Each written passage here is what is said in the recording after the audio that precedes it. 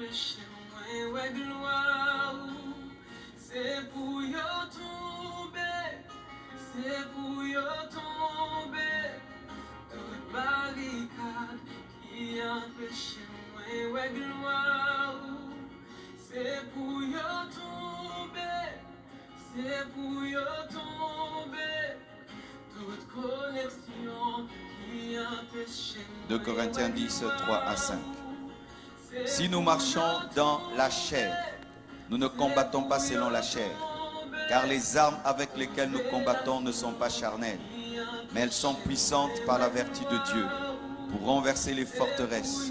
Nous renversons les raisonnements et toute hauteur qui s'élève contre la connaissance de Dieu, et nous amenons toute pensée captive à l'obéissance de Christ. Asseyez-vous, s'il vous plaît. Nous voyons que Paul est en train de parler du combat spirituel. Il dit que notre combat n'est pas contre les hommes, n'est pas contre la chair. Et nous les chrétiens, nous ne combattons pas les hommes, nous combattons les esprits. Même si tu me fais le mal, tu n'es pas mon ennemi, je combattrai l'esprit qui est derrière toi, mais toi je ne te combattrai pas. Et les armes que nous utilisons contre ces puissants de ténèbres ne sont pas des armes physiques, des kalachnikovs. Ce ne sont pas des fusils, mais c'est la prière. Des armes spirituelles, le bouclier de la foi, le casque du salut, l'épée de l'esprit, par la vertu de Dieu, pour renverser des forteresses qui sont des raisonnements, dites raisonnements. Bien-aimés frères et sœurs, dans une nation, vous pouvez avoir des raisonnements qui sont des forteresses du diable qui vous empêchent d'être développés et de vivre la main de Dieu et la puissance de Dieu. Et aujourd'hui, Dieu m'a révélé 6 choses, 6 forteresses qui veut faire tomber aujourd'hui. Et je vous assure, si vous comprenez la parole de ce soir, votre pays sera béni. Mon message aujourd'hui, c'est la continuité du dernier message que j'ai donné à Port-au-Prince. Le dernier jour de la soirée de gloire à Port-au-Prince, j'ai parlé de en Jésus-Christ, les liens ancestraux tombent. Et aujourd'hui, c'est la continuité du dernier message que j'ai donné à Port-au-Prince. Et nous sommes bien placés. On m'a dit que Gonaïves, c'est la cité de l'indépendance. C'est cela? Amen. Bien-aimés frères et sœurs, derrière les forteresses, il y a des démons. Derrière les forteresses, il y a l'esprit de l'erreur. Derrière les faux raisonnements, il y a l'esprit des sectes. Derrière les faux raisonnements, il y a l'esprit du mensonge. Derrière les faux raisonnements, il y a l'esprit du serpent, l'esprit de l'égarement, l'esprit de l'antichrist. Nous voyons dans Genèse 3, versets 4 à 5, lorsque le serpent parlait à Ève, il lui a donné un faux raisonnement, afin de l'attraper, de l'assujettir. Alors le serpent dit à la femme, vous ne mourrez point, mais Dieu sait que le jour où vous en mangerez, vos yeux s'ouvriront et vous serez comme de Dieu, connaissant le bien et le mal. Le diable a mis dans la femme une forteresse, que Dieu était contre l'homme, que Dieu était jaloux de l'homme. Et cette forteresse, ce faux raisonnement que le diable avait mis dans la tête de Ève, l'a amené à pécher et à connaître la déchéance. Et dans votre nation, il y a une première forteresse. On vous dit ceci. On vous dit que vous souffrez à cause du pacte que vos arrière-grands-parents ont fait avec le diable en buvant le sang d'un cochon. On vous dit ça, que les Haïtiens souffrent parce que vos grands-parents avaient bu le sang du cochon au bois du Caïman à cause de Dessalines. On vous dit que vous payez jusqu'aujourd'hui par des catastrophes naturelles, que les tremblements des terres que vous avez et la pauvreté que vous connaissez, c'est parce que vos ancêtres avaient bu le sang d'un cochon. D'autres disent, vos ancêtres avaient bu le sang d'un homme. Vous avez invoqué les démons du vaudou et Dieu, à cause de cela, vous fait payer cher jusqu'aujourd'hui en envoyant des catastrophes et en envoyant la pauvreté. Est-ce que c'est vrai? Regarde ton voisin, dis-lui, est-ce que c'est vrai? Nous allons réétudier ce qu'on vous dit. C'est qu'on dit partout. On dit ça des Haïtiens. Là-bas, ils souffrent pourquoi? Ils sont dans le vaudou. Là-bas, il y a des tremblements de terre parce qu'ils sont dans le vaudou. Là-bas, ils sont pauvres parce qu'ils sont dans le vaudou. Est-ce que c'est vrai? Est-ce que c'est vrai? Moi, je vous dis, c'est faux. Je vous dis, c'est faux et archi faux et je vais vous le démontrer. Mais le problème, j'ai dit forteresse. C'est dire quoi? Les forteresses, ce sont des choses qui ont duré pendant longtemps, qui sont installées et qui peuvent faire 300 ans, 500 ans, où vous réfléchissez toujours de la même manière alors que vous êtes dans l'erreur. Si vous ne savez pas, avant, mes frères, on disait que la terre était plate. Tout le monde disait que la terre était plate. Parce que quand tu te promènes, la terre est plate. Mais un homme a dit non, la terre n'est pas plate, la terre est ronde. On l'a même tué à cause de cela. Mais aujourd'hui, nous lui donnons raison, la terre n'est pas plate, la terre est ronde. Alléluia. Suivez-moi bien. Amen. Mes frères, on vous dit que vous avez des catastrophes naturelles à cause du vaudou et parce que vos pères ont bu le sang d'un cochon.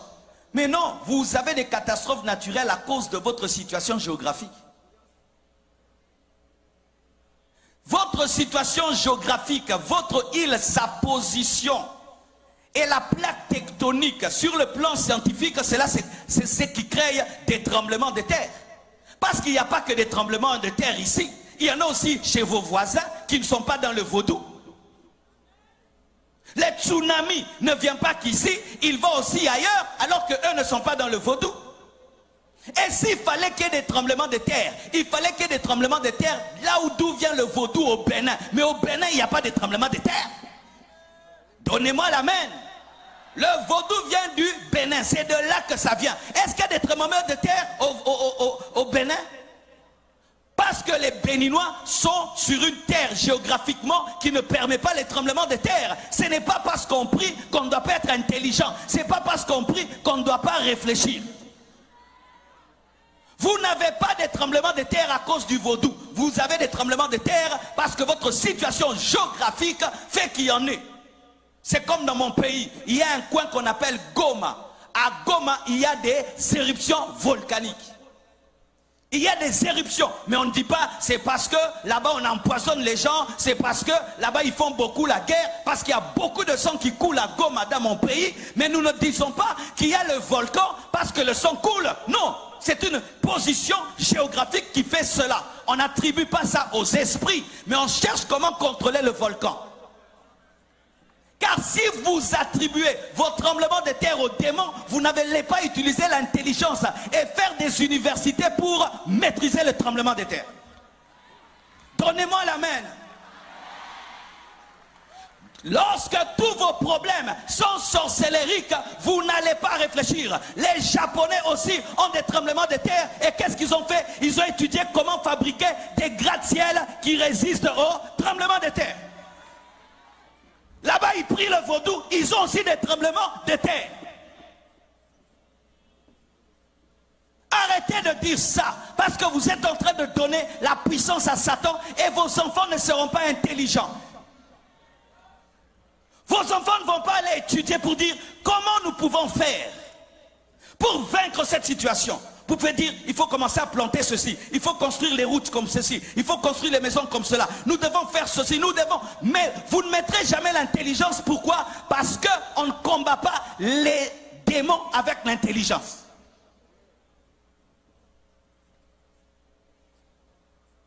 Il fut un temps, devant ma maison, il y avait un gros trou devant la route, un gros trou. Une prophétesse vient me dire, pasteur, j'étais en train de prier et j'ai vu un esprit d'hippopotame. C'est ce qui fait qu'il y ait les trous devant ta maison. L'esprit d'hippopotame. Dites esprit d'hippopotame.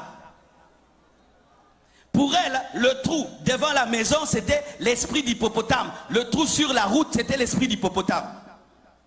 Quelque temps après, le gouvernement engage des Japonais ou des Chinois pour arranger la route et les Chinois passent par là, ils remblent le trou. L'esprit d'hippopotame était parti parce que ce n'était pas l'esprit d'hippopotame, c'était l'esprit de désordre.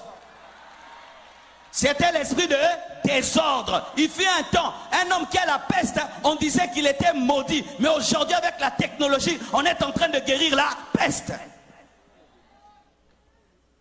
Si tremblement de terre est égal à vaudou, alors partout il y a des tremblements de terre, partout il y a des séismes, est-ce qu'ils sont dans les vaudous? Et s'il fallait qu'il y ait des tremblements de terre, il fallait que ça commence là où le vaudou a commencé, au Bénin. Mais là-bas, il n'y a pas de tremblement de terre.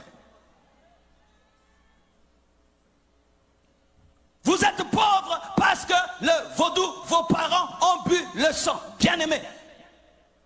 Combien de gens sont en train de boire le sang maintenant? Combien de gens boivent le sang même humain, pas le sang d'un cochon, aux États-Unis, dans des pays développés, mais ils sont riches.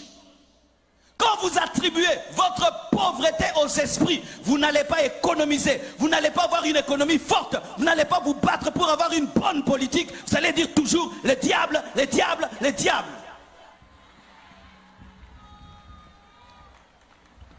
Ce n'est pas moi, c'est le diable. Ce n'est pas moi, c'est le vaudou.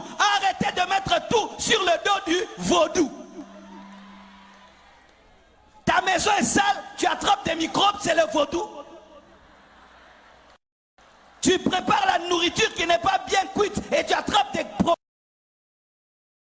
problèmes de ventre, c'est le vaudou.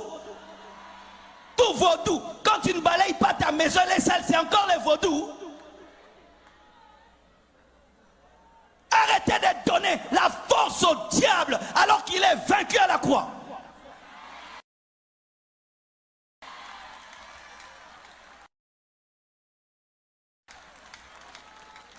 Donne-moi la main que je parle. Alléluia. Les païens et les ignorants peuvent dire cela. Parce qu'ils sont païens, ils peuvent dire des choses pareilles. Nous sommes maudits parce qu'il y a nos parents, on fait ceci, mais pas un chrétien. Parce qu'en Jésus, il n'y a pas de lien de famille. Je dis en Jésus, il n'y a pas de lien de famille. Un chrétien ne subit pas les conséquences des péchés de ses parents. Je répète, un chrétien ne subit pas les conséquences des péchés de ses parents. Je répète, un chrétien ne subit pas les conséquences des péchés des parents. La Bible dit, on ne dira plus que les parents ont mangé les raisins verts et cela a agacé les dents des enfants. On ne dira pas, car chacun mourra pour son péché. La nouvelle alliance. Alors ne dis pas que tu es en train de souffrir aujourd'hui parce qu'il y a des années, il y a quelques personnes qui ont bu un sang. Non. Alléluia. Et si même c'est le cas, nous voyons la présence de Joseph, un seul Joseph, dans la maison de Potiphar. Potiphar était un Égyptien, un occultiste, un magicien, qui avait fait des pactes avec le diable. Mais la présence de Joseph, qui avait l'alliance avec l'Éternel, a béni la maison de Potiphar. Et vous, vous avez l'alliance avec Jésus-Christ. Et votre présence chrétienne dans cette nation bénit cette nation. Cette nation n'est pas maudite, elle est bénie, elle est bénie, elle est bénie.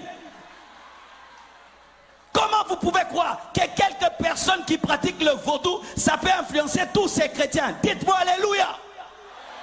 Donc vous tous ici, vous êtes incapables de bénir Gonaïf. Alors qu'un Joseph, un seul Joseph a béni l'Égypte. Mais vous êtes à combien de chrétiens? Combien d'églises? Combien de pasteurs? Et vous continuez à dire, ce pays, à cause du vaudou, c'est insulter Jésus, c'est insulter Dieu. C'est insulter Dieu, c'est insulter Dieu. Donc eux, leur petit groupe de vaudous là influence tout ce pays qui a tous ces chrétiens. Quand je marche sur la route, église, église, église, boutique, église, boutique, église, église, boutique, boutique, église, et toutes ces églises ne peuvent pas dire que ce pays est béni. Non, et archi faux.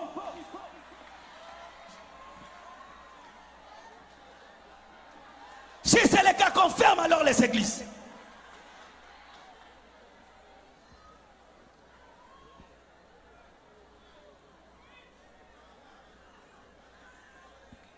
Donnez-moi la main. Un seul Joseph a béni une nation de sorcellerie. Un seul Joseph a béni toute une nation de sorcellerie. Mais 10 000 chrétiens, 1 million de chrétiens, vous dites non, c'est à cause du vaudou. Quelle confession d'impuissance!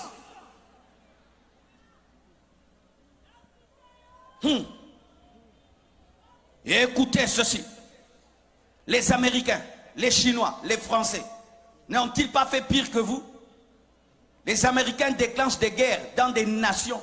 Il y a des millions d'hommes qui meurent. Des Français déclenchent des guerres dans des nations. Des millions de gens meurent. Mais tu vas en France, tu vas aux États-Unis, les chrétiens vont bien. Mais vous continuez à chanter le vaudou, le vaudou. Mais là-bas, c'est le siège de la franc-maçonnerie. Là-bas, on dit que Dieu n'existe pas. Arrêtez de crier tout le temps vaudou. Mais c'est que vous ne savez pas. Est-ce que je peux vous parler? Ce n'est pas parce que nous sommes chrétiens que nous ne devons pas utiliser l'intelligence. En soi, ce qui vous arrive, voici ce qui vous arrive. Vos pères sont les Africains les plus courageux du monde. Ce sont les premiers Africains qui ont arraché d'eux-mêmes leur liberté. On ne leur a pas donné, ils ont arraché. Et l'homme dont vous parlez dans votre histoire, Toussaint Louverture, a tenu tête face à Napoléon Bonaparte, qui était un grand empereur. Il a même vaincu dans une bataille. Et c'était un mauvais signe pour le monde. Et ça allait se répercuter sur toute l'Afrique. L'homme noir allait dire qu'il peut. C'est pourquoi la communauté étrangère s'est liguée contre vous. C'est ça la vérité. Vous voyez que des démons. Ah, parce qu'on est chrétien, on ne peut pas parler comme ça, hein, que je dise démon, hein, alors que mon intelligence me dit que non, il y a un complot contre vous. Il y a un complot contre vous pour que vous ne soyez pas des modèles pour les Congolais, pour les Béninois, pour tous les autres Africains qui puissent dire nous pouvons s'y tenir tête et poursuivre notre destinée. C'est pourquoi on vous combat, on vous assiège pour vous appauvrir afin qu'on dise si tu te libères, tu seras comme eux. C'est ça la vérité. C'est ça la vérité. Vous êtes comme les Juifs qui avaient quitté l'Égypte. Et maintenant, Pharaon est en train de vous poursuivre pour vous ramener en Égypte. C'est ce qui vous arrive. On veut vous ramener économiquement et politiquement. Et maintenant, au lieu que vous puissiez vous unir, vous êtes en train de vous diviser. Et le peu que vous avez, vous êtes en train de le détruire. Lorsque j'ai suivi sur Internet, quand vous faites les marches, vous cassez les boutiques. Non! Si vous marchez, marchez seulement, ne cassez pas, ne pillez pas. Vous êtes en train de détruire le peu que vous avez. Vous détruisez le peu que vous avez. Je ne peux pas vous dire de ne pas revendiquer. Le pasteur ne peut pas dire ça. Et je ne peux pas vous dire marcher, non. Mais c'est que je peux vous dire, n'insultez pas et ne cassez pas. N'insultez pas et ne cassez pas. Mais sachez aussi, vous pouvez changer 10 000 présidents. Mais si dans la tête vous ne changez pas, vous aurez les mêmes problèmes. Vous aurez les mêmes problèmes. Changer de président, ça ne fait rien. C'est vous qui devez changer. Vous avez déjà eu combien de présidents? Combien de coups d'État? Combien? Donnez-moi la main. Je ne suis ni pour les pouvoirs, ni pour l'opposition. Même dans mon pays, je parle comme ça. Je suis au milieu du village. Je parle au peuple et je parle aux dirigeants. Et je suis au milieu.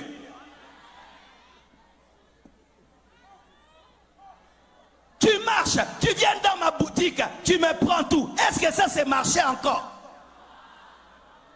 Tu marches et puis tu brûles ma voiture. Ça c'est encore marcher. Qu'est-ce que moi je t'ai fait? Qu'est-ce que ma voiture t'a fait? Qu'est-ce que ma boutique t'a fait? Ne commettez pas l'erreur que nous on a commis au Congo. Vous savez ce que nous on a fait au Congo? On a marché comme ça et puis on a pillé. On a pillé les plus grandes entreprises. On a pillé la zone industrielle. Et notre économie a reculé fois 100. Et la zone industrielle aujourd'hui est devenue une zone résidentielle. Qui ont détruit nous-mêmes? Et quelle force? On pouvait voir un Congolais qui transporte lui-même un congélateur. Cette force-là que tu as pour piller, tu ne peux pas l'utiliser pour travailler. La La force que tu as là pour transporter des congélateurs, tu ne peux pas l'utiliser pour travailler et développer ton pays.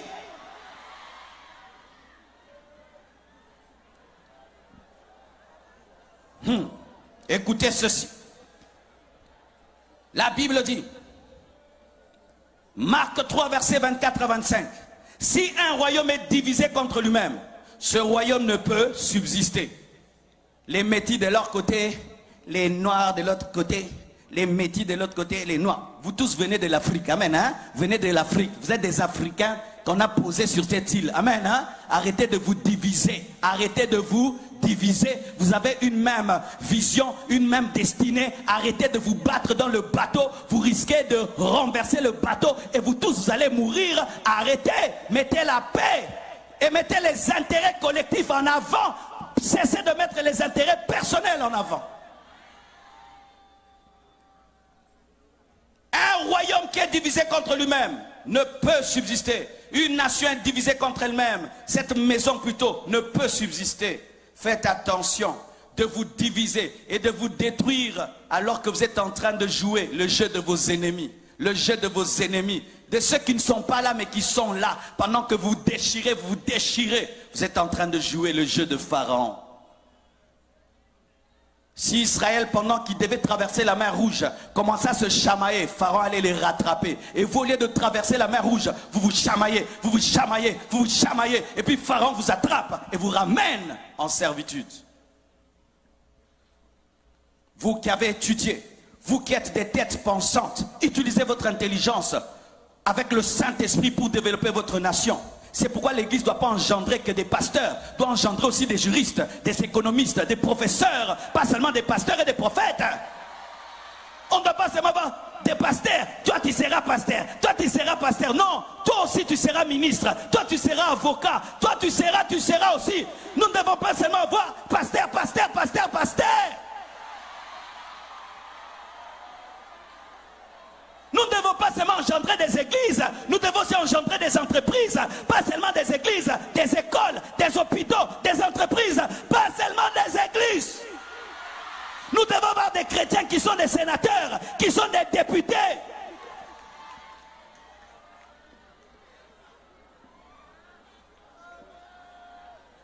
Samuel a engendré des prophètes et il a engendré des rois.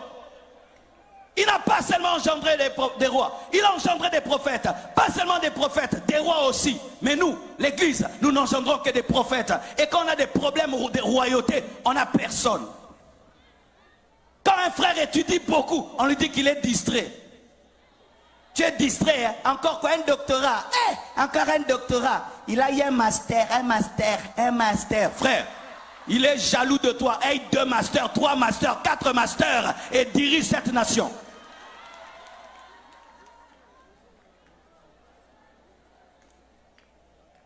Dites 2. Deuxième forteresse. On vous dit que c'est un cochon qui vous a délivré des colonialistes. On vous dit que c'est un cochon qui vous a délivré des colonialistes. Donc il faudrait mettre même sur les drapeaux un cochon. Mais oui, quand vous dites que c'est un cochon qui vous a délivré, il faut mettre un cochon sur les drapeaux. Dites non, non, non, dites non. Dites c'est faux. Ajoutez c'est faux. Dites c'est faux. Dites un cochon ne nous a pas libérés.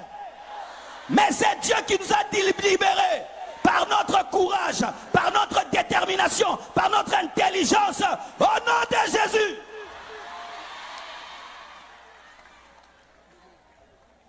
On vous dit c'est un cochon qui vous a délivré. Alors que c'est Dieu qui vous a délivré. C'est votre courage qui vous a délivré. C'est votre détermination, votre force, votre résistance, votre rage de vaincre qui vous a délivré. Votre intelligence qui vous a délivré.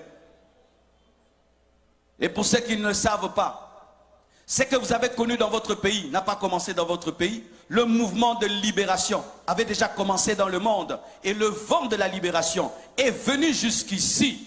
Et c'est ainsi que M. Toussaint est entré dans ce vent-là et a revendiqué. Ce n'est pas le vaudou qui a engendré le vent de la libération. Ce vent de la libération existait déjà. En Europe, il y avait déjà des blancs qui étaient contre l'esclavage, qui s'opposaient à cela, qui voulaient l'égalité. Ce n'est pas le vaudou qui a fait ça. Ce vent de liberté n'a pas été déclenché par le vaudou, mais été déclenché par des hommes qui voyaient que c'était mal d'asservir les frères. Mais on attribue ça à qui? Au cochon. On attribue ça au vaudou, alors que c'est un mouvement qui a commencé avant. On présente que ce que vous avez fait au bois du Caïman, un pacte avec un cochon et tout le reste. Mais on ne montre pas le travail que Toussaint a fait pour amener ce réveil-là. Et qu'est-ce que ça fait? Vous donnez toute la gloire aux démons, alors que vous êtes courageux, vous êtes intelligent, vous êtes battu, vous avez compris que le système est en train de changer, il faut entrer, mais maintenant on prend toute cette gloire-là, on donne au vaudou. Cela n'est pas différent d'Israël. Israël est sorti de l'Égypte par la puissance de Dieu. Ils arrivent dans le désert, ils disent quoi? Ils vont faire un veau d'or. Et puis ils font un veau d'or, ils disent quoi? Que c'est le veau qui les a délivrés. Est-ce que c'était le veau d'or? C'est ce que le diable fait toujours. Tu vois un garçon très intelligent, on vient lui dire, on va te donner l'intelligence pour dominer le monde. Tu vois une belle femme, on dit viens. Satan lui dit viens vers moi, je vais te rendre belle alors qu'elle est déjà belle. Vous allez voir, le grand footballeur, c'est lui qu'on cherche. Viens, on va t'aider à marquer des buts alors qu'il est déjà un grand footballeur. Quelqu'un chante déjà très bien. Viens, on va te donner le succès, tu auras une belle voix alors que déjà, il chante bien. Quelqu'un déjà fort, viens, on va te donner les fétiches pour être fort alors qu'il est déjà fort. Et c'est ce qui est arrivé. Vous étiez déjà courageux. Vous étiez déjà des Africains différents qui voulaient la liberté. Et maintenant le diable vient s'accaparer de votre victoire pour dire que c'est par lui que vous l'avez fait. Alors que non. Et si vous ne savez pas, c'est une technique dans le monde. Lorsque l'homme blanc fait quelque chose, on dit qu'il est intelligent. Lorsque l'homme noir fait quelque chose, on dit que c'est le hasard. Lorsque l'homme blanc fait quelque chose, on dit que c'est la stratégie. Quand l'homme noir fait quelque chose, on dit quoi? C'est le fétiche.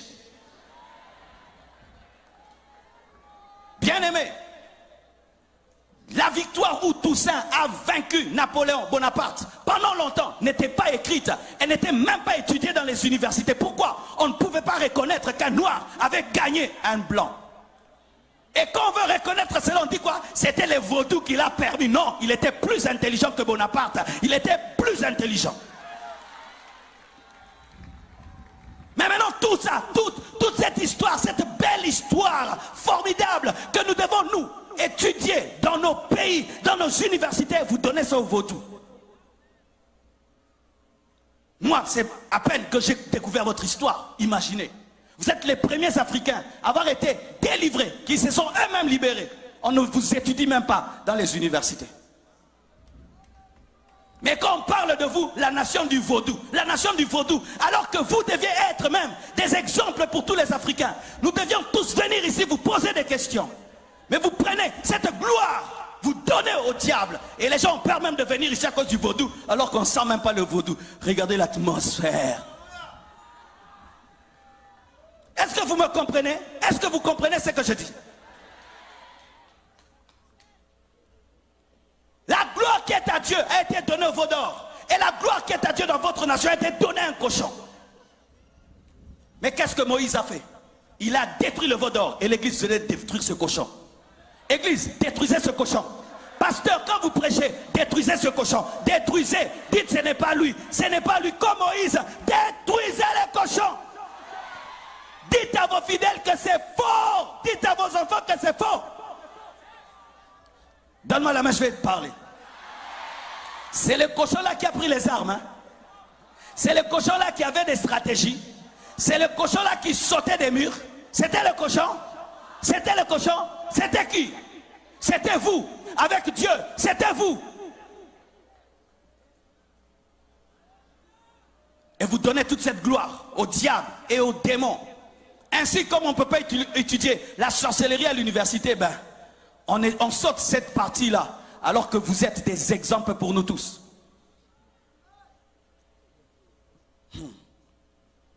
Donne-moi la main. Dites 3. On vous dit que vaut mieux servir le diable que Jésus. On vous dit, Satan, il est mieux que Jésus. Et vous mettez Jésus sur le même pied d'égalité que Satan. Alors qu'ils ne sont pas dans la même catégorie. Satan, c'est un poids mouche. Jésus, c'est un poids lourd. Un poids lourd ne peut pas combattre un poids mouche. Ce sera vraiment un assassinat. Alléluia. C'est pourquoi il t'envoie toi d'aller chasser le diable. Parce que lui et le diable, vraiment, il ne peut pas. Il t'envoie toi, va les chasser. Alléluia. Jésus est créateur. Satan est une créature. Comment tu peux comparer Jésus à Satan? Jésus crée, le diable copie. Comment tu peux comparer Jésus à Satan? C'est Jésus qui a créé Satan. Comment tu peux comparer une créature de son créateur? Et même on vous présente des bons Satans, des bons démons. Vous avez des bons démons. Des bons démons que vous invoquez, vous dansez pour eux. Vous avez même des chorales pour les bons démons. Des chorales pour les démons. Chorales. Vous avez même des uniformes pour les démons. Des uniformes bleus, blancs. Pour les démons, une chorale. Arrêtez ça. Sortez de ces chorales. Si tu es dans cette chorale, quitte cette chorale. Quittez. Il n'y a pas de bon Satan, il n'y a que de mauvais Satan. Car la Bible dit dans Jean 10, verset 10, le voleur ne vient que pour voler, il vient que pour détruire, il vient que pour tuer. Mais vous présentez des bons Satans, des bons démons, des démons qui prophétisent, des démons qui guérissent, des démons qui révèlent le futur, des démons qui accomplissent des miracles. Mais sachez que tout ce que tu reçois du diable, tu le paieras très très cher. Il n'y a pas de bon Satan. Il n'y a pas de bon démon. Il n'y a pas le démon qui protège la famille. Si vous avez un démon dans votre famille qui vous protège, il vous détruit. Il n'y a pas un démon protecteur. Il n'y a que des démons destructeurs.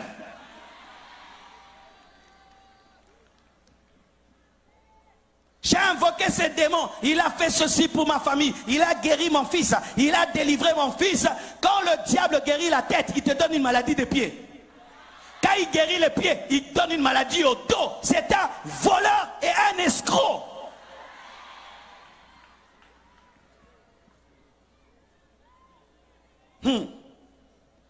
Exode 7, verset 10 à 12 nous dit: Moïse et Aaron allèrent vers le Pharaon, et ils firent ce que l'Éternel avait ordonné.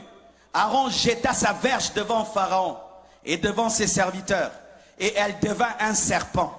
Mais Pharaon appela ses sages et des enchanteurs et des magiciens d'Égypte, eux aussi, dites eux aussi. Ils ont fait l'imitation, en firent autant que leurs enchantements, autant par leurs enchantements. Ils jetèrent tous leurs verges et elles devinrent des serpents. Mais la verge d'Aaron engloutit les verges mais n'a pas grossi. Lorsque la verge d'Aaron a englouti les bâtons des magiciens, elle est restée intacte. Pourquoi? Parce que Dieu ne transpire pas lorsqu'il est en train de démontrer sa puissance face à Satan. Le vaudou, c'est la verge des magiciens. Nous avons Jésus, la verge d'Aaron. Chaque fois que le vaudou se tiendra devant Jésus, Jésus va avaler le vaudou, mais il va rester le même hier, aujourd'hui et demain. C'est ça la parole. Le diable n'est pas plus puissant que Jésus, car le bâton d'Aaron a avalé le bâton des magiciens. C'est pourquoi l'église, vous devez travailler dans la puissance. Au Nigeria, les gens sont dans le fétiche. C'est pourquoi les pasteurs travaillent dans la puissance, afin de démontrer que le royaume de Dieu ne consiste pas en paroles, mais dans la démonstration de puissance et d'esprit. Chrétiens, vous devez opérer dans l'onction. Tu ne peux pas être un chrétien sans puissance et sans onction. Quelqu'un ne peut pas aller auprès du diable. Il voit la guérison. Il vient auprès de Dieu, il ne voit pas la guérison. Nous devons démontrer le Dieu surnaturel. Le Dieu qui parle, le Dieu qui agit, le Dieu qui transforme. Mais malheureusement aujourd'hui, les chrétiens ne veulent pas de la puissance. Si je prêche comme ça, c'est bon. Quand je commence à prier, les gens tombent, c'est la magie. On ne savait pas que lui aussi il est dans ces choses. Moi aussi je suis dedans. Moi aussi je suis dedans. Jésus ne prêchait pas seulement, il chassait les démons, il guérissait les malades. Je refuse d'être un prédicateur qui parle seulement. Après, je dois guérir les malades. Je dois chasser les démons comme Jésus. Donne-moi la main, je sens que je dois parler. Aujourd'hui, il est interdit aux pasteurs sérieux de travailler dans la puissance. Une fois je commence à prier, les gens sont guéris, délivrés. On me dit, pasteur, toi aussi tu entres dans ces aventures-là. Les aventures. Les aventures. Toi tu es un enfant malade à la maison. Tu sais ce que ça fait d'avoir un enfant malade à la maison? Tu sais quoi? D'avoir un enfant qui est sourd. Tu sais que c'est que ça fait d'avoir un enfant aveugle. Tu sais ça fait quoi? D'être paralysé pendant 10 ans. Toutes les personnes qui disent ça sont sans amour. Être un vrai pasteur, ce n'est pas seulement parler. Un bon pasteur, après avoir parlé, doit s'occuper des problèmes des gens. Parce que Jésus ne parlait pas seulement, il s'occupait aussi des problèmes des hommes. Arrêtez de combattre les vrais hommes de Dieu qui travaillent dans la puissance, c'est important. Pourquoi? Parce que les païens, ils vont auprès du diable, ils vivent des choses. Vous venez auprès de Dieu, il n'y a rien. C'est ce que vous voulez? Ça doit être la magie. Et ça c'est la magie. Comment il fait seulement ça? Il y a 10 personnes qui tombent, il fait ça, 100 personnes tombent. Ah, ça c'est quoi là? Ça c'est quoi là? C'est la puissance de Dieu. C'est la puissance de Dieu. C'est la puissance de Dieu. Dieu n'est pas seulement celui qui convertit les cœurs. Il est aussi celui qui ouvre les yeux des aveugles, qui guérit les malades, qui chasse les démons. C'est la parole.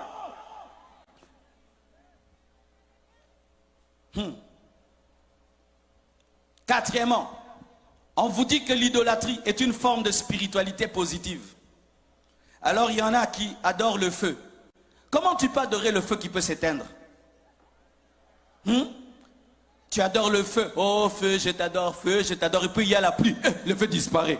Oh, la pluie a tué mon Dieu.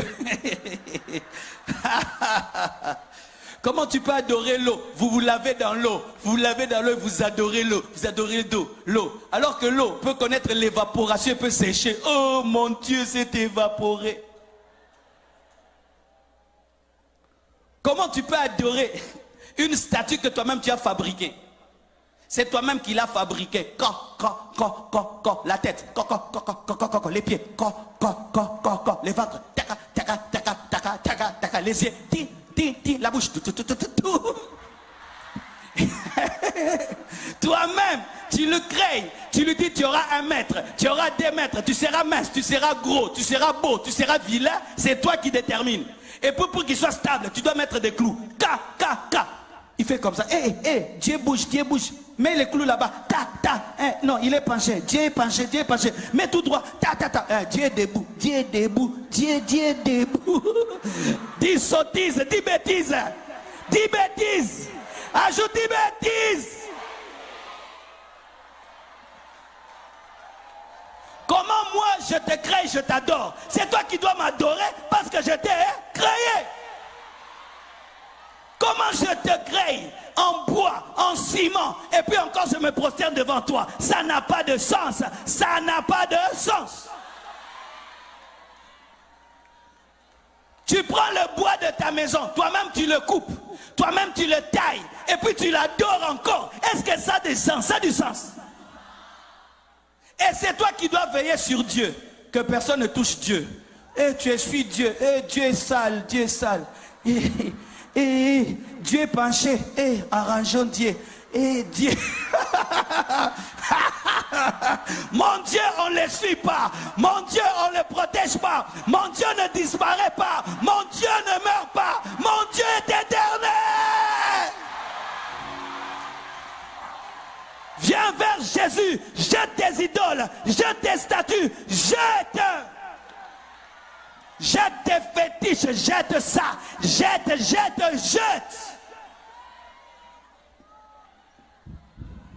L'idolâtrie est une vanité. Et sachez que derrière chaque idole, il y a un démon. Derrière chaque idole, il y a un démon qui vient se cacher pour que tu croies que l'idole fait quelque chose, alors que l'idole ne fait rien. C'est un esprit qui est derrière l'idole, qui agit. C'est pourquoi ne faites même pas d'idole représentant Jésus. Parce que vous ne connaissez pas son visage.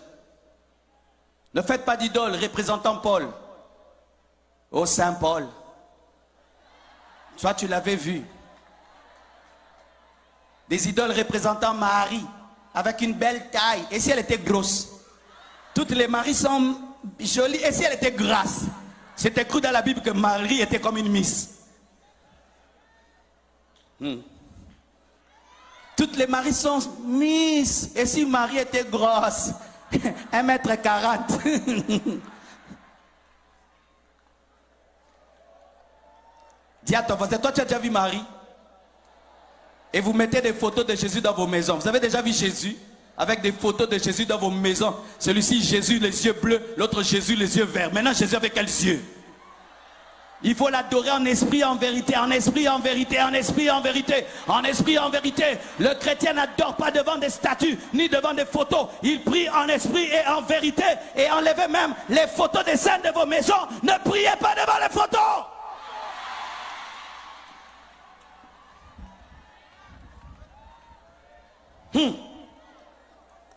La Bible dit dans 1 Samuel 5, versets 1 à 4, les Philistins prirent l'arche de Dieu et ils la transportèrent d'Ebenezer à Asdod. Après s'être emparés de l'arche de Dieu, les Philistins la firent entrer dans la maison de Dagon. Dagon, c'était une idole. Et la placèrent à côté de Dagon. Ils mettent ici l'arche de Dieu et puis à côté de Dagon. Dites, ils mettent ici l'arche de Dieu à côté de Dagon. Donc, ils veulent dire qu'ils se ressemblent. Le lendemain, les Asdodiens qui s'étaient levés de bon matin trouvèrent Dagon étendu, la face contre terre, en train d'adorer l'Éternel. Oh, je t'adore, je t'adore, je t'adore, pardonne-moi, je t'adore. Alléluia. Ah, j'aime cette histoire. Face contre terre, devant l'arche de l'Éternel. Écoutez, les Asdoniens prirent Dagon. Ce n'est pas Dagon qui s'est relevé. On a aidé Dieu. Dieu Dagon, papa, relève-toi. Et puis ils prirent Dagon et le remirent à sa place. Allez, Dagon, sois fort, sois debout, sois debout. On le remit. Arrête d'adorer l'arche. Dites le lendemain. Le lendemain encore. S'étant levé de bon matin, là maintenant c'était grave. Ils trouvèrent Dagon étendu, la face contre terre, devant l'arche de l'Éternel. Maintenant quoi? La tête de Dagon et ses deux mains étaient abattues sur le seuil. Dieu l'a coupé en 1000 morceaux. Alléluia. Ça révèle quoi? L'idole n'est rien. Arrêtez d'adorer vos idoles. Adorez le Dieu de l'arche. Elohim, Elolam, le Dieu vivant, le Dieu parfait, le Dieu redoutable, le créateur du ciel et de la terre, le créateur des arbres, le créateur de la terre, le créateur du feu, le créateur de l'eau, le créateur des rivières. Adorez Jésus. Tout a été créé par lui et pour lui. L'eau, le feu, tout a été créé par lui et pour lui.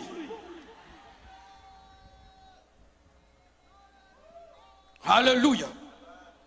Arrêtez de vous laver dans des rivières à la prière. Vous vous lavez dans des rivières sales. Tu t'es sali, mon frère. Ce Dieu-là, il n'est pas propre. Ça, c'est quel Dieu qui te fait laver dans une rivière sale? Et vous êtes à 50 dans la même rivière, sans pudeur.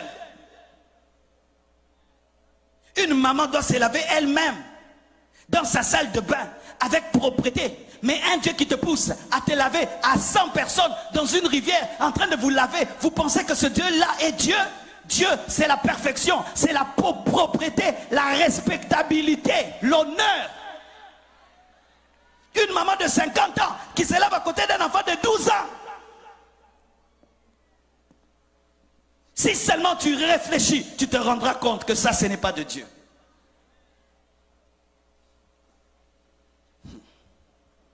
Cinquièmement, on vous dit que la Bible, c'est le livre du colonialiste. Que la Bible que je prêche, ce n'est pas un livre de Dieu. Ce n'est pas Dieu qui a donné la Bible. C'est le colonialiste qui a pris la Bible et qui est venu avec pour te rendre esclave. Et ainsi vous dites, nous on ne veut pas de cette Bible-là. Nous voulons nos propres traditions, notre propre culture africaine. Nous ne voulons pas du Dieu des Blancs. Nous ne voulons pas du livre des Blancs. C'est faux. Voici la preuve. La Bible n'est pas le livre du colonialiste.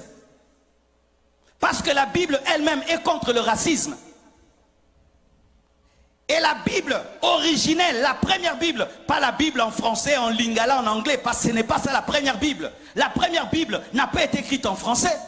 La première Bible a été écrite en hébreu, en araméen, l'Ancien Testament, et le Nouveau Testament en grec. La Bible n'est pas la Bible des Français.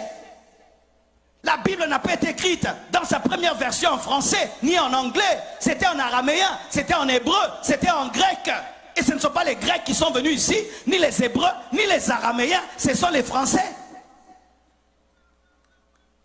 Donnez-moi l'amen.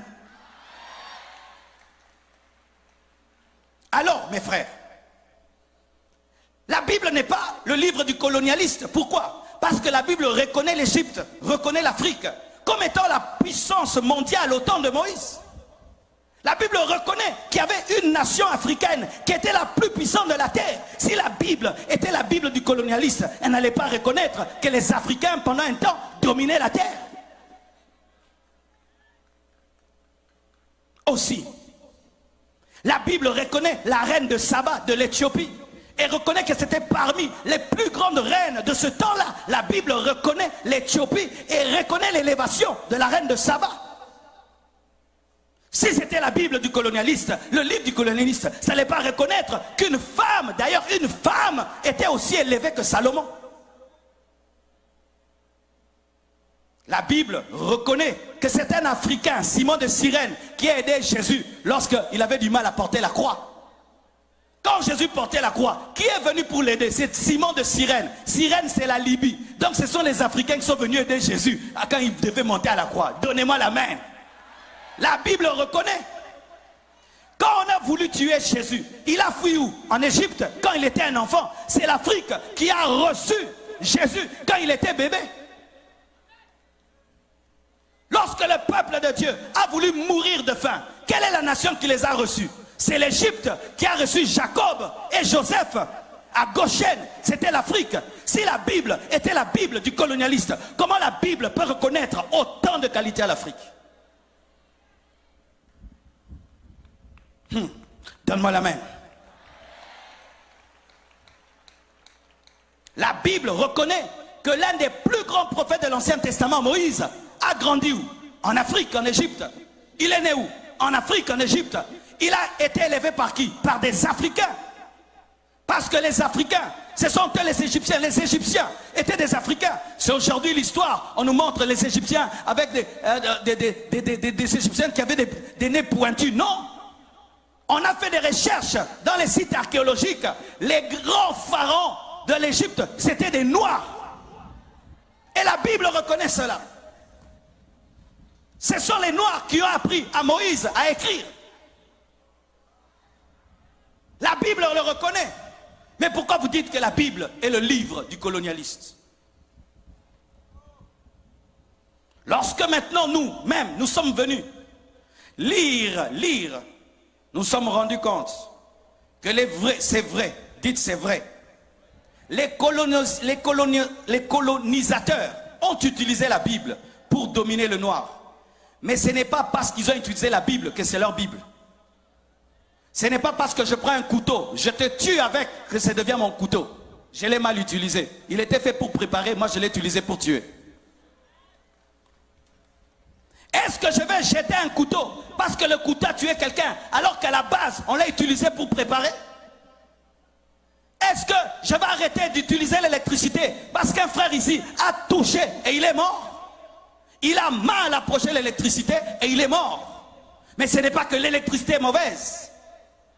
Les colonisateurs qui ont mal utilisé la Bible, c'était des chrétiens qui avaient abandonné Dieu et des faux serviteurs de Dieu. De la même manière qu'aujourd'hui, il y a des gens aujourd'hui qui utilisent mal la Bible pour escroquer le peuple de Dieu. Mais ce n'est pas pour autant que la Bible est mauvaise. Ce sont eux qui utilisent mal.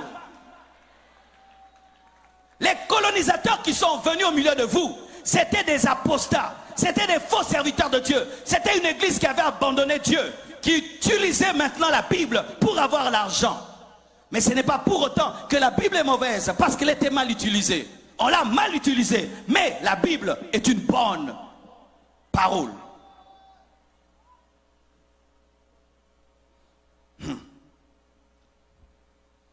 Mes frères et sœurs, une vraie église n'encourage jamais la méchanceté. Pourquoi on dit toujours que la Bible, c'est le livre des colonisateurs? Mais on ne parle pas de Martin Luther King. Martin Luther King aussi utilisait la Bible. C'était un pasteur, mais il a utilisé la Bible contre le racisme. Et aujourd'hui, on a eu un Barack Obama qui est devenu président des États-Unis. C'est la Bible qui a fait qu'il y ait la fin de la ségrégation raciale aux États-Unis. C'était la Bible. Comment la Bible peut être une Bible des colonisateurs alors que Jésus lui-même est né lorsque Israël était colonisé par les Romains? Jésus est né dans la colonisation, il a trouvé la colonisation, les Romains dominaient les Juifs. Comment il peut encourager cela? Quand tu as des forteresses dans ta tête, quand on prêche comme ça, ah, il est venu nous prêcher encore, le Dieu des Blancs, les dieux des Blancs, les dieux de Blancs. La Bible là, elle a été utilisée pour nous dominer, frère. Il y a des gens qui mélangent mal la nourriture et puis qui s'empoisonnent. Est-ce que tu arrêtes de manger pour autant? Qui arrête de manger parce que quelqu'un a mélangé une nourriture avec une autre qui l'a empoisonné. Tu dis non, il n'a pas bien mangé, mais la nourriture est bonne, mais lui n'a pas bien mangé. Ce n'est pas parce que quelqu'un a mal utilisé la Bible que la Bible est mauvaise.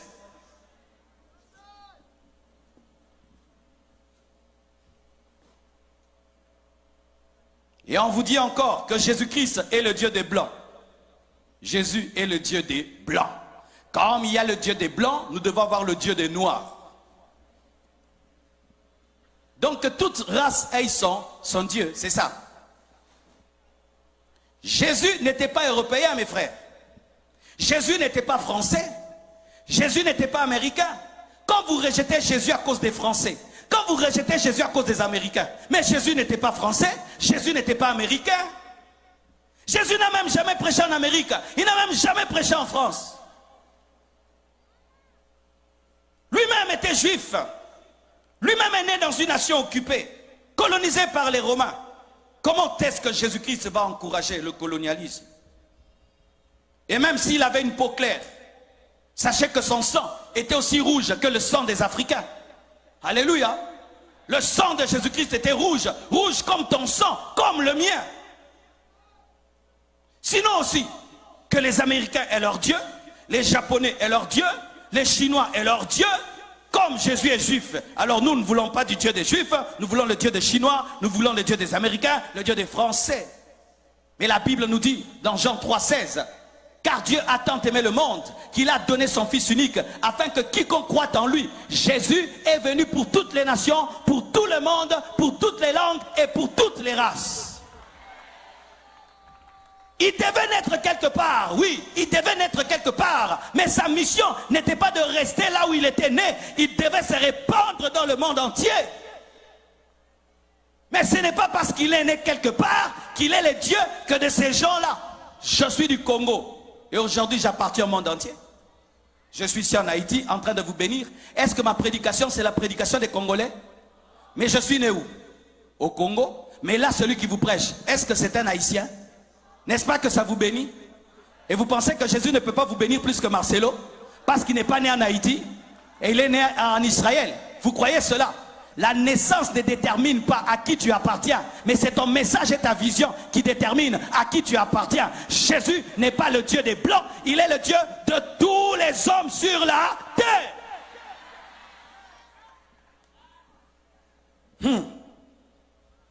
Je vais vous donner deux passages clairs dans la Bible qui révèlent que Jésus-Christ n'est pas le Dieu des Blancs et pas le Dieu des Noirs. Galates 3, verset 28 à 29. Galates 3, 28 à 29. La Bible dit, il n'y a plus ni juif ni grec. Il n'y a plus ni esclave ni libre. Il n'y a plus ni esclave ni... C'est ce que la Bible dit. Il n'y a plus d'esclave ni libre. Il n'y a plus ni homme ni femme. Car tous vous êtes un en Jésus-Christ. Et si vous êtes à Christ, vous êtes donc la postérité d'Abraham, héritier de la promesse. Les Haïtiens sont la postérité d'Abraham. En Jésus, vous êtes la postérité d'Abraham. En Jésus, vous êtes la postérité d'Abraham. Colossiens 3, verset 11, dit encore, parce qu'on ne peut pas fonder la doctrine sur un verset, un autre verset qui le prouve. Colossiens 3, verset 11. Il n'y a ici ni grec ni juif, ni circoncis ni incirconcis, ni barbare ni chiite, ni esclave ni libre, mais Christ est tout en tous. Christ est tout en tous. Dans le tous, il y a qui? Le noir, le blanc, le rouge, le bleu, le vert, l'orange. Mes frères et sœurs, la Bible dit, vous connaîtrez la vérité et la vérité vous affranchira. Voici ce que Dieu m'a dit pour vous. Et je vous demande, mes frères, ça fait mal. Pendant longtemps, si tu as pensé d'une manière, et on vient te dire que ce n'est pas ça, c'est difficile d'abandonner, parce que nous sommes habitués de penser d'une certaine manière. Quand il y a un problème, ça doit être ceci. Quand il y a un problème, ça doit être cela. Et quelqu'un vient te dire, non, ce n'est pas ça. Ce sont des phénomènes naturels, mais vous pouvez les vaincre aussi scientifiquement par l'intelligence. Ce n'est pas le cochon, mais c'est ceci. Tu dis, oh non, mes frères, allez méditer sur ce que j'ai prêché aujourd'hui. Allez réfléchir dessus et que le Saint-Esprit vous parle. Car je vous dis, mes frères, les forteresses suffisent pour qu'une nation soit paralysée. Je donne un exemple. Dans mon pays, il y a une route qu'on appelle la route du Bandundu. On disait que sur cette route, il y avait des esprits parce qu'il y avait beaucoup d'accidents. Les camions se jetaient tout le temps dans l'eau, qu'on appelait, je crois, Maindo, mais quelque chose comme ça. Et on disait qu'il y avait des esprits dans l'eau qui aspiraient les camions. Dites aspirer les camions. Alors tout le monde qui allait au Bandundu avait peur. Les gens priaient. Quand ils arrivaient sur cette route-là, ils priaient, oh Dieu, oh Dieu. Il y a des esprits de mort ici. Mais vous savez, quand on a agrandi la route, on a agrandi les ponts, il n'y a plus d'accidents. C'était les démons. C'était quoi? Une mauvaise route. Mais on dit qu'il y avait des esprits qui aspiraient les gens dans l'eau.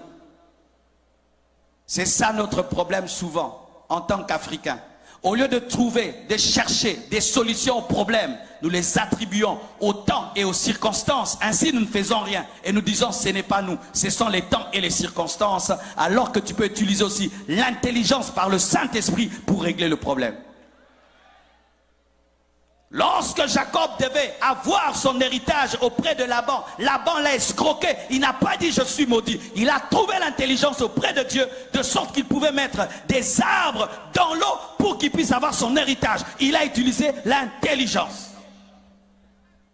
Lorsque l'homme noir voit une pierre, il dit c'est impossible. Il voit la pierre, il dit comment je vais contourner la pierre? Mais l'homme blanc voit la pierre, il dit je vais creuser un tunnel et je vais sortir de l'autre côté.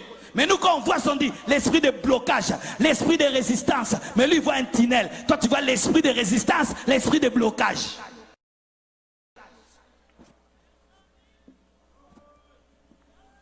Réveillez-vous, mes frères et sœurs. J'aimerais vous dire la vérité. Lorsque je suis venu en Haïti et je suis venu au Gonaïve, je pensais que je vais trouver une terre détruite, anéantie. Vous avez un beau pays. Vous avez un beau pays. Et je ne veux pas rendre jaloux ceux de Port-au-Prince, mais moi j'aime Gonaïve plus que Port-au-Prince. Pardonnez-moi, ne soyez pas jaloux, hein? C'est ma liberté. Vous voyez ce vent-ci, waouh!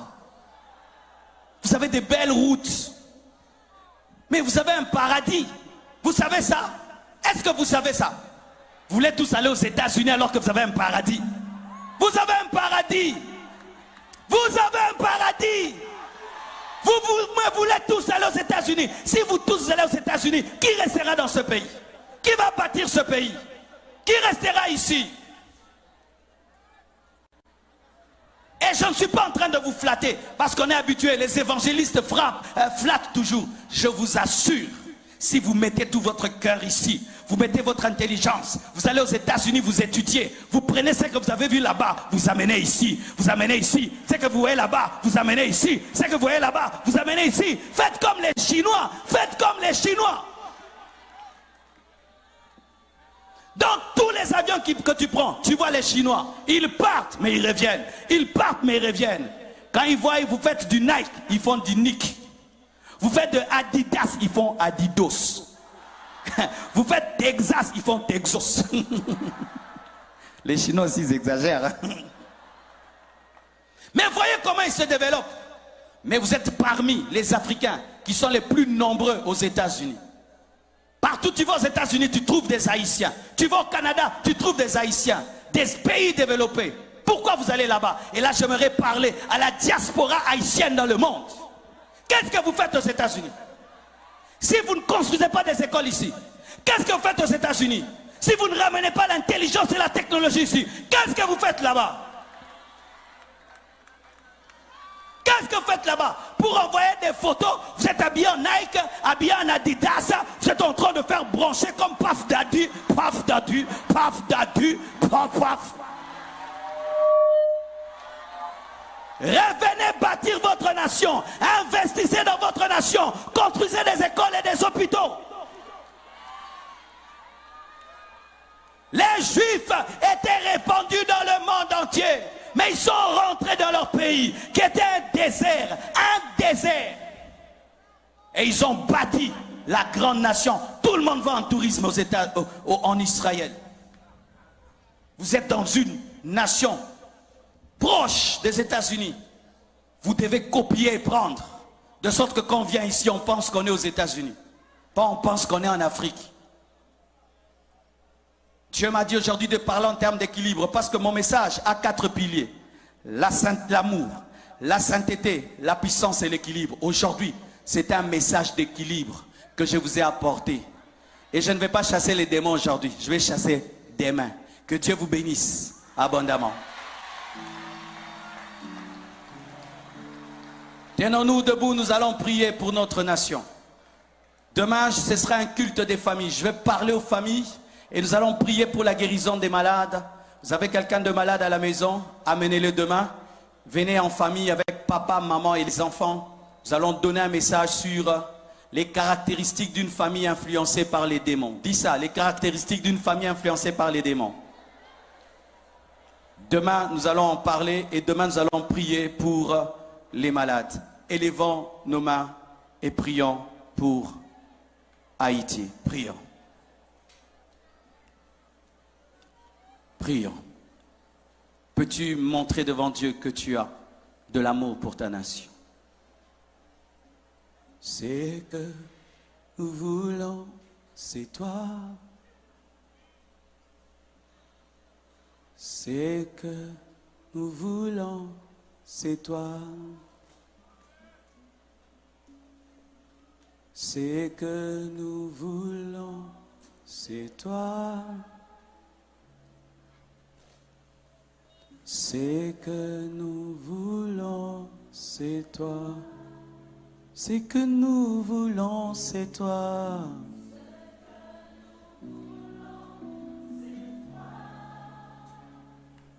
Alléluia.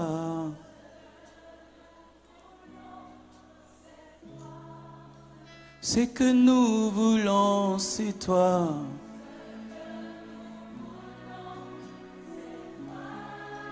C'est que nous voulons, c'est toi.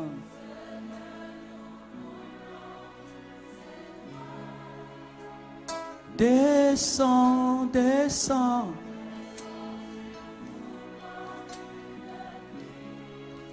Une brise légère dans la douceur de ta présence. ta nuée nous entoure. Ta nuée nous entoure.